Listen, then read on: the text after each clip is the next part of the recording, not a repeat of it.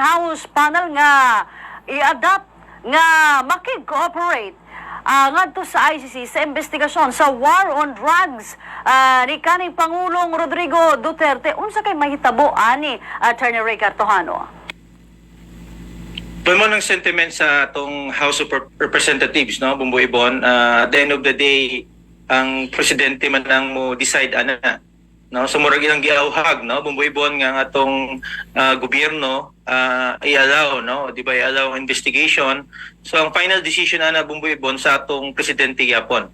Siya man ang atong kanang giningon nga authorized person nga mo craft sa atong foreign policy. So wato na to ang desisyon, no, sa atong presidente kung iyan ang i-allow, because ang tenor sa resolution manggod gina-encourage ang atong gobyerno. Ang atong gobyerno karon represented na sa atong presidente. O kung nga na, attorney, kung dili mo sugot ang Pangulo, unsay mahitabo sa ilahang resolusyon? Statement lang na, no, murag sentiment sa atong mga kongresista. So mo nang ilang opinion as of now, no, pero makita nato murag usa man ni siya pud ka siguro disappointment, no, sa atong mga kongresista sa statement pud sa atong kanhing presidente, no, na siya negative nga statement sa atong mga kongresista nga wa pud naganahan ang atong mga kongresista. So na sila collective nga murag decision nga i-allow ang kaning investigation. So part ni sa atong political climate, no, environment sa atong gobyerno. Mura ni retaliation kung tanaw na to sa standpoint tungod lagi nga ang kanhing presidente di niya makontrol ang iyang mga statement, no, ingon siya murag kaning atong mga miyembro sa Kongreso, no, murag mga kawatan ba, no, wala na ba nga wa naganahan ang atong mga Kongreso kay iyan ning gitanan manggod. Bumboy Ibon, siguro di man na tinuod pa yung statement ana, no? Di man tanan siguro sa atong mga miyembro sa Kongreso, mga kawatan Bumboy Ibon. So ang collective nga action sa House of Representatives, himos sa resolution karon nga i-allow kaning investigation. O giauhag ang atong presidente nga i-allow ang kaning investigation sa ICC. Kung dili mo uyon ang presidente nga di siya makig-cooperate, walay mahimo ang resolusyon ang mga magbabalaod nato, Attorney Ray? Wala sila, wala siya, wala action ang atong Kongreso. Wala sila yung next nga move. No, kaya di man nila pwedeng impeach ang atong presidente.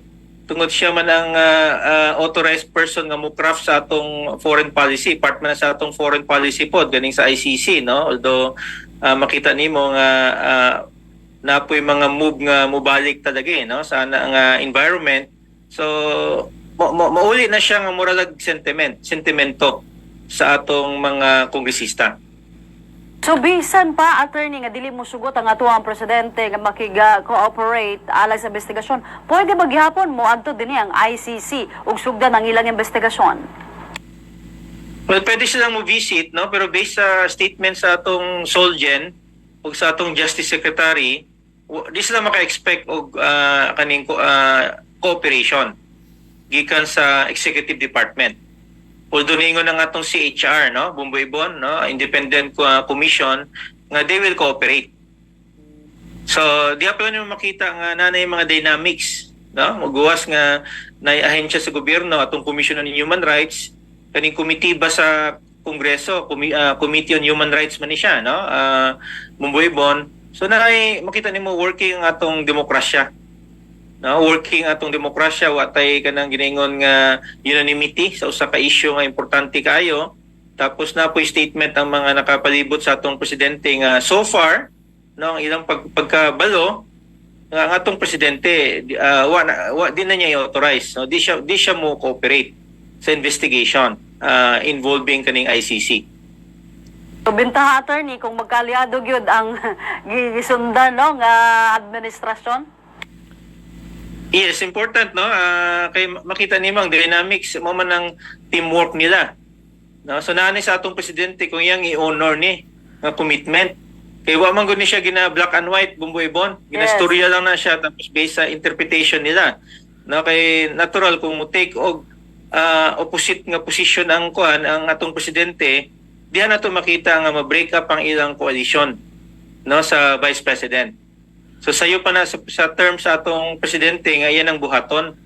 No, kay definitely kung iyang authorized ning kuan investigation, natural ang atong Vice President muguwas nga di na po ni siya nga mo part sa coalition. No, so kabalumantang atong mga kongresista kung asang kusina diha man na sila bumboybon. No, kung kinsang nakalingkod sa Malacañang, more or less daghan man yung mga kongresista mo gravitate sa president. So part ni sa atong politika tanaw nato, no, pero kung ako mo tanaw murag sayo pa sa atong presidente nga mo take siya kanang aggressive action nga iyan ang i-authorize tungod kay ang epekto ana ma-break yun ang kaning giningon nga coalition between sa presidente o vice president. Okay, so sa pagkakaroon, attorney, kanimanggong mga statements sa ato ang kani Pangulo, mo po'y usay ba makapahamak ngadto kanhiya, attorney? Yes, mo na iyang strength, mo po na iyang siguro weakness at the same time. No? So mo nang reason po siguro na daog siya tungod kay daghang tawo nga naganahan ana nga mga pamaagi na po uban nga dili comfortable ana nga pamaagi nga murag kinanto ba nga storya pero na po uban nga naganahan ana, no? In fact ako mo tanaw significant reason nga ni daog siya because of sa iyang ana nga behavior. No, kay talagsaon kay na kay kadaghanan mga presidente mo kuan honorable kay Bongbong ba, no? So mo dalagan nga di kayo honorable in some sense mura siya iyan ning gi-shake ang atong political landscape. So mo ning iyang tubagon karon, no? Tungod kay giinsulto niya ang Kongreso Bongbong mo ning giingon sa mga kongresista karon. Tan-aw nato kung kuan na kung hantud asa yun iyang abilidad, no? Yang kanang iyang mga pamalikas Bongbong labi na karon nga nihimo sila resolution nga ilan ning giawhag atong presidente nga ipadayon ning investigation sa ICC. So sa kayo mamahimong next move sa ICC, Attorney Ray? Palang ICC, ningon ng ICC ang ilang official statement Bongbong. Di man ni siya material kaning giningon nga withdrawal sa Pilipinas, no, sa ilang kaning authority to investigate tungod kay before sa withdrawal, no, na may mga protocol ana nga sundon nga di man na siya effective din mo withdraw ka ang imong mga obligasyon, no, sa international treaty apektado. So from the standpoint sa ICC, mo proceed sila, no, sa ilang investigation, no, sa kaning war on drugs sa previous administration.